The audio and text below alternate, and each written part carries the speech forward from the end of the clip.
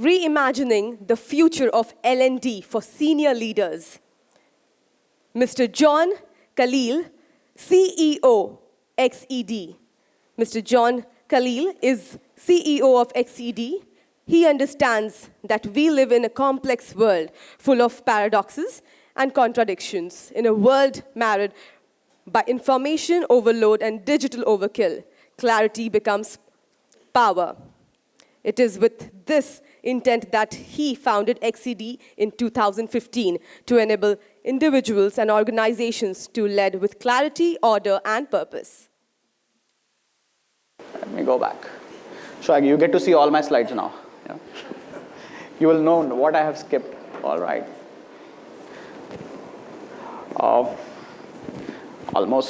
Good morning, everyone. My name is John Kallelil. For some reason, she called me Kallelil.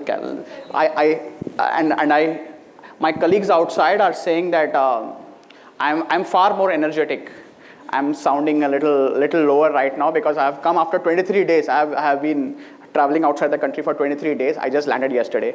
And everywhere else, they were calling me the same name, Kallelil, because it's a Lebanese name. You know, so it is very interesting that she called me the same name, but that people were calling me for the last 23 days. My name is John Kallelil. I'm the founder and CEO for XED. I am an ISB alumnus. I'm class of 2009 PGP. Jagmohan was here, right? Yeah. So I wanted to tell Jagmohan that Zahabia Khurakiwala was my classmate back at ISB. I'm also an alumnus of Columbia Business School, New York. I've been working for the last 23 years. It makes me sound very old for some reason. Yeah, I would like to think that I'm getting wiser, but it's getting older. Yeah.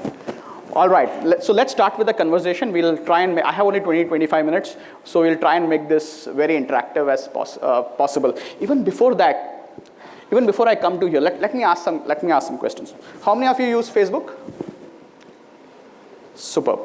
Have you seen an ad of Cornell or Oxford? How many of you have seen an ad of Cornell or Oxford or Chicago Booth? All right. Next time you wonder where that ad is from, that's all me. That's all us, right? That's all XED running those ads. Yeah, so just to give you an introduction of who we are, what we do, we work with universities. We have both public programs as well as custom programs. So while you may not have heard of XED, or hopefully you have heard the brand of XED, but you have seen these ads, that's all us. How many of you use Instagram? Super. Now everybody has been talking about ChatGPT. Let me ask you again. How many of you use ChatGPT? Great. How many of you use ChatGPT's latest version? How many of you have paid? How many of you are not paid? Or let me ask you, how many of you have paid $20? That's it. The rest of you, shame on you. $20. Not fair. Yeah, 20. All right. How many of you use Google search? Google? Everybody uses. So I have to add some value for this conversation, right? How many of you use perplexity.ai? Fantastic. There is this guy. Good. I'm very impressed. All right. After this conversation, please go to, like the experience before, I'm sure the internet will not work. So I wish I could have shown you perplexity.ai. Just note it down. This is the future of Google. So instead of Google, you should all start using perplexity.ai. It will summarize all the searches. It will tell you where the searches came from. Yeah, and don't spend all the time doing that right now, because I hope you listen to me as well. Yeah. So use that. How many of you use Bard? Awesome. Claude? All right. Good. Okay, good, superb, very well done, guys. Most of you are very familiar with AI. AI is the future. I would love to talk more about it, but I would like to move on to the next conversation. And a lot of people have seen what's happening in this space. How many of you use Microsoft Copilot? Great. Good. And this is the ones that are using Microsoft Copilot. Are using with Microsoft or with Bing? Bing. Yeah, great, super. Good. Let me ask you, why do we need to reimagine the future of L&D? 3 options for you. Business demands change? Nobody? B, new areas of learning, AI, cryptocurrency. All right, we have somebody. 3, new learning platforms, online, synchronous, asynchronous. All right, all right. All right, how many of you are working? How many of you have met me before? That's just you, because I work with Sibla. I also work with Amarchand Mangaldas, Cyril Amarchand Mangaldas, so that's Preeti knows me. I also work with 42 different companies. If you have not met me, you are not one of those 42 companies that work with me. Yeah. All right. How many of you are working on transformation? All right. So there has to be some value addition to this conversation. So I must tell you that transformation is really old news. The thing that you should be working on is convergence. Yeah. The world is converging extremely, extremely fast. So how many, and to give you an example of what convergence is, how many of you are working in banking? Which bank? Excellent, NSDL Payments Bank. Anybody else? Working in banking? Financial sector? Which financial sector? Anyone? Yeah. Did you hear this? Did you hear when I asked for a bank, what did you, if I asked this question 15 years ago, you know what they will say? I work with Bank of Baroda, I work with UTI Bank, I work with Axis Bank, I would work with ICICI Bank. And here comes NSDL Payments Bank. I'm talking about a new world of convergence. You don't know who your competition is. They are coming out to you and they will start becoming banks. Paytm will become a bank. Airtel will become a bank. Here is. I'll give you one more example. So we run all these programs with Cornell and Carnegie Mellon and Ross and Oxford. There are participants, and the price points are between $4,000 and $25,000, right? And so participants, many of the participants from the India geography especially, will take a loan, right? So we'll have to facilitate a loan. Now imagine, I'm not a bank. I do not have any expertise in financial services. Here I am, I have started giving installments for our participants. Now suddenly I start wondering, as an entrepreneur, we start wondering, right? If I can make this efficient, why do I need to only give loans to my customers? I will give my loans to, let's start giving loans to other educational institutions, participants who are from other educational institutions. And here is me, who has nothing to do with financial services, now thinking in those lines. You see how convergence is happening? Yes? No? Yeah? All right. I just want to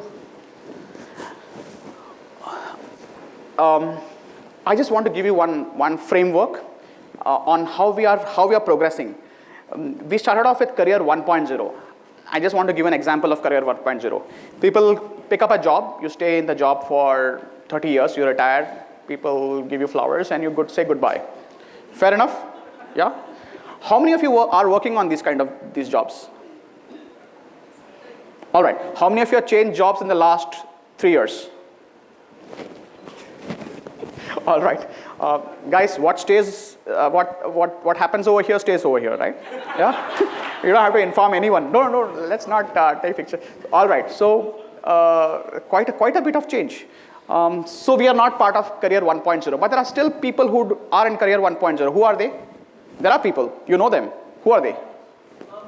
Government employees, IAS officers, they stay. Even they have started moving on, but you see them staying in the same job, right? Career 2.0. LinkedIn came in and we said that we should change jobs faster. And we know people who have done, maybe some of our parents have done this, Career 2.0. Career 3.0, most of us come from Career 3.0, yes. Wherein we said that, hey, we can change jobs, but what we did for the last 20 years was digitize ourselves. Fair enough? We have moved more emailing, and now we use chat GPTs and GPTs. Now it's an interesting time now. This is when one of the EdForce colleagues, he came and showed chat GPT and all that. He demonstrated all that, remember? It reminded me of 1993, 1994, when Satya Nadella was demonstrating Excel. And today when we watch that, why is he demonstrating Excel? I had the same feeling out here. Why is he demonstrating something like GPT? It's so natural, right? In the next 5 years, it's going to be part of our skin. So it will be very surprising and you will remember this day when somebody actually demonstrated how a GPT works, ChatGPT works. So this is the next generation of careers, Career 4.0. This is where we are all. This is the flux. It will change our lives forever, which means we will be defined by the skills we bring to the table. How many of you know power skills? Have you heard of power skills? Great. Great. I'll talk about power skills in a bit. Can you name one power skill?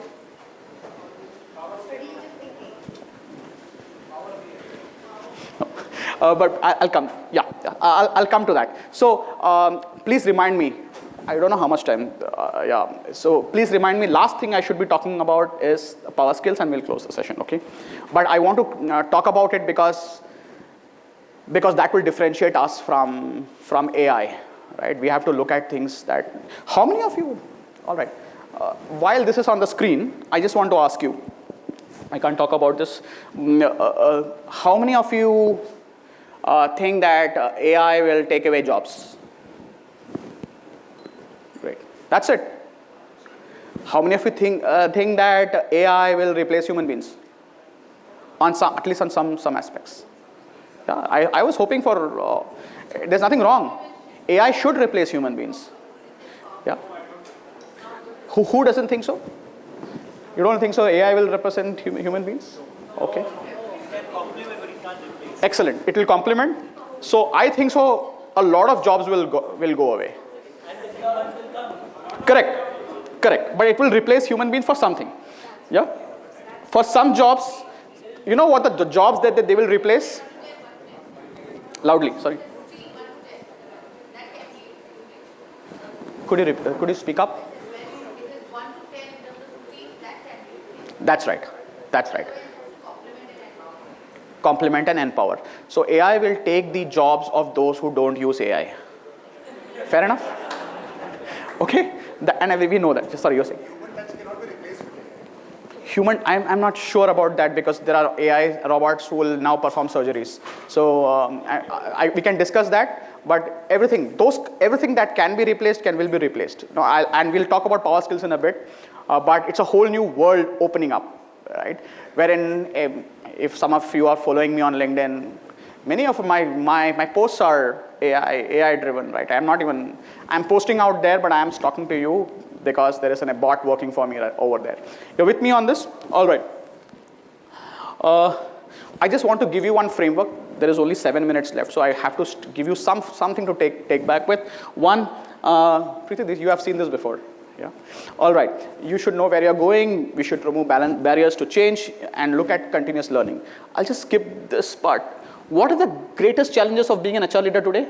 A, digital transformation. Is it a challenge? No. All right. Lack of technical expertise. Is it a challenge? Maybe, depending on what you're doing. Yeah. There is a new normal, hybrid. So, yeah, only one person. Everybody else all your team members, your employees want to come back to office, right? They're dying to come back to office. Yeah? All right. We all know that nobody wants to, including me. We don't want to come back to office because we have got used to the lifestyle of working from home. But some people draconian rules are coming in, which says that you will have to come back to office, and that is where productivity is. Yeah, it's debatable. Reskilling and upskilling for the future-ready workforce. Is that a challenge? Great. The aftermath of the pandemic, in fact, there are wars happening right now. So it's still recession, mass layoffs still happening. Is that a challenge? Okay. And new trends, mental well-being, work-life balance. Is that a challenge? Yes. Yeah.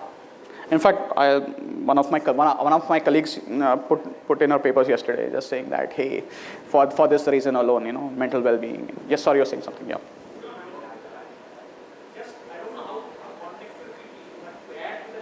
Yes. I'm speaking from technically HR, but not functional HR. Another challenge which is for the HR is being in touch Correct. Correct. So you will have to have the pulse of the organization. That is a must, and that applies to everybody. That works well when all these people. Excellent, but that is like the supply chain problem of shortest path, right? There is not a single entrepreneur or marketer or who will say that I don't want to be in touch with the market. HR has to be in touch with the employee. You will have to understand the pulse of the organization. Only then you will be able to cater to them meaningfully. Otherwise, you will create products and services which are of no use to anybody. Yeah, and for the employee, last comment on this. There are only 5 minutes left. Is this average experience of participants who come into our CXO programs is 15 to 23 years. And we always ask them, you're already CEOs, why are you coming into learning? Why should you come into learning? I speak to Preeti. Preeti tells top lawyers coming into learning, and they're with so much, they have been the best of the best of the best. They charge by the hour. Why do you think they come into learning and development? Why do they need to learn? I'll just tell you what the answer is, and I'll have to move on. Their answer to me is this.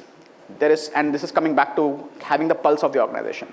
There is always somebody faster, better, younger, cheaper in the marketplace. The board is questioning all of us, including me. They ask us, what do you do? Why are you taking a fancy package? Are you adding value to the organization? Or I'll get somebody else who can do it much better than me. They are under severe pressure right now to overperform. And that is the market that you need to cater to. Yeah. All right. So one framework. When you're creating your learning and development plan, you'll have to have and I'm giving you a framework because it's good to, instead of talking motivational stuff, and is giving you a framework, have a very specific goal, ask them to pick up a topic or a program like CIPLA is here. For the last 5 years, we have been running specific program for CIPLA, which is the CIPLA leadership program. It runs for a specific period of 10 months. It has a specific goal. What you need to do, make sure is that don't make it so simple. Make it complex, make it challenging. Otherwise, you'll have people who will say, hey, I have got 20 years of experience. What will you teach me? But no, if you were such a God's gift to mankind, you should be doing something else. You are here, you better start learning and delivering something much better. And the third thing is continuously provide feedback. How many of you in your learning programs provide feedback? Great. Can you give me an example of how you're providing feedback during the learning program? Sorry to put you on the spot, yeah. Feedback. No. Generally, the program has to give feedback. So basically, it's a whole journey which is planned. Correct. So if I have to look at two programs, in between the two programs, there's a feedback process. From the facilitator, so the feedback process can be manager, because all the data goes to the manager about what's really happening. That's right. So that they are in sync. Otherwise, by the end of 6 months or whatever it is, you get to know that the program went well, but nothing happened. Fair enough. They will run quizzes, all those things. But everybody does that. I want a simpler answer. I was looking for something even more simpler, which we all do. Yes. I can't hear you, so you'll have to speak up. Great. How do you provide? How many of your coaches? Isn't coaching a reinforcement of something that they know? That's feedback, right? I just want to mention that you're already doing it. Make it structured. You're already doing it. You're already there. Make it structured. If there is a leadership program, it has to be reinforced. You can't say 2 days, I did a purpose-driven leadership program. Now I know my purpose. I know my organizational purpose also. It has to be. There has to be some feedback mechanism. We create programs like that. If you want to know more about that, please reach out to us offline. I have only 1.5 minutes, so I'll have to speak very fast. But I'm not going to. All right. I just want to. How many of you have learned something new in the last 1 month? Okay, I'll make it. So everybody is learning, still they are learning, so that is not a good question, right? Let me break it down. How many of you picked up a professional certification in the last 1 month? All right. Last 6 months? Last 1 year? 2 years? 3 years? 3 years ago? How many of you have not raised your hands? All right. This is the easy part, right? Because we are all learning and development professionals. We have to learn. We are naturally inclined, right? Even if when I'm driving down here, I am going through master class or something like that, we like to learn. How many of your CEOs have picked up a certificate in the last 1 month? No. 6 months? 1 year? Guys, 2 years? 3 years? One hand? Isn't this, like I said, there is always somebody younger, faster, better, cheaper in the marketplace. Do they not have to learn as well? Any reason why the CEOs are not learning? The pandemic happened. It's old story. That ship has sailed. I'll take 3 more minutes. Yeah, that ship has sailed. Why are they not learning? They know it all. That those people we have to worry about them. Okay, they will know them after retirement maybe. Yeah. Why are they not learning? Okay. Time management. That is what they are very good at. I'll just tell you one framework. These are CEOs have been made. CXOs become because they are very good at execution, not because they're very good at learning and innovation. Fair enough? You promote people. If I'm working for you, what do you promote me for? If I bring in those numbers, if I'm reducing the errors, if I'm bringing efficiencies. That is why you promote me for. You won't promote me if I'm very, very innovative. I'm spending my time being innovative for the next 3 years. Fair enough? So if I'm going to be promoted for that, your structure will make me a CXO only if I'm continuously executing. Execution and learning are diametrically opposite. Fair enough? It's shocking to know this, but they're diametrically opposite. So people who are great executionists technically should not be learning too much. People who are innovators, learners are great executionists, but they carve out the time. The way you solve how do you solve that problem? Is I'm going to leave this. Have you seen this 3-box model? Yes? How many of you have seen the 3-box model? And who is the professor who brought in the? Vijay Govindrajan. He brought in the 3-box model. This is how your CEO should operate. 30% time managing your present, selectively forgetting your past, and then building for the future. I'm going to move a little faster. I'm going to move this. I mentioned power skills. Here is the power skills. Everything else will be given out by AI. These are specific power skills that you need to be. Now, the challenge for you, which I want to leave you with, is this. You will have to create a mechanism to reward your people for this. Maybe it's not there yet, but in the future, you will have to figure out a way for, only AI cannot give you joy. Only human beings can give you. Forgiveness. It's a very human trait, right? So please look at this and create mechanisms wherein you reward your people for these kind of traits.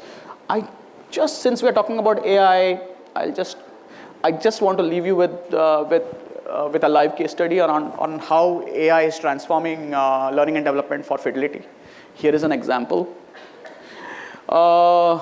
We spoke about all these mechanisms, right? If anybody wants to take a look at it, if it's not, if the internet is down, if your phone is not working, we are very much here. Just call me up anytime. I can demonstrate any of these tools to you. Thanks so much. Wishing you all a good day ahead. Thank you. Bye-bye. Development session. All right. Thank you so much, Mr. John Kallelil. Am I right? Yes, absolutely. Thank you so very much. With that, I would like to invite Ms. Anshul Verma.